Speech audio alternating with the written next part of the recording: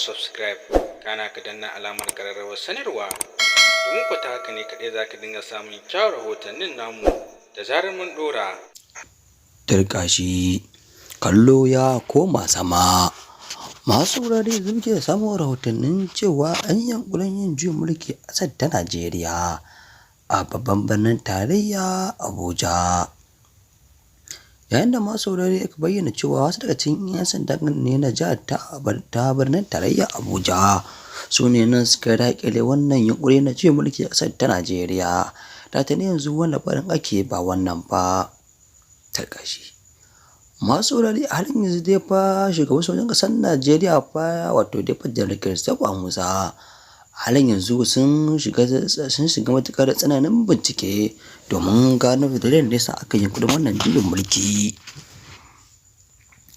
Amma sai dai wasu rahotanni sun bayyana cewa wani nan daga cikin ɗan Birtaniya yake ƙoƙarin haddasa wannan juyin mulki a ƙasar ta Najeriya tare kuma da to dai wasu daga cikin al'ummar ta ƙasar ta Najeriya.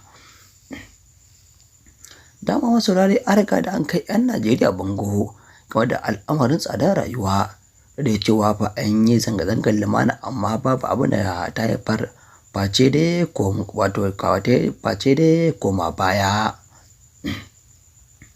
Masu saurare yanzu al'amarin da ke ɗaukar hankali a social media shine nan al'amarin Bello Turji Kacalla da shi da yaransa wato dai fa shahararren 'yan mutanen ƙasar ta Najeriya.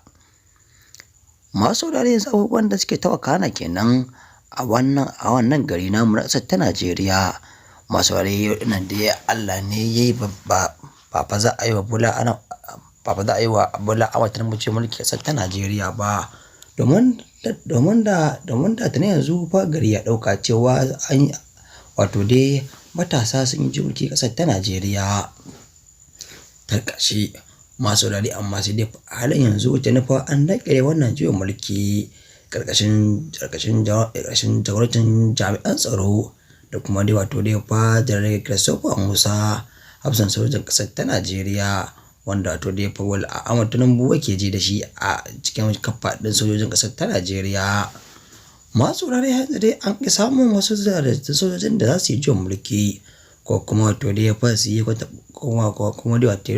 kwanta ɓauna sai ga izuwa wannan dajin nan na wato dai ƙasar ta Najeriya domin ba a samu a je a yi fita da 'yan ta'adda.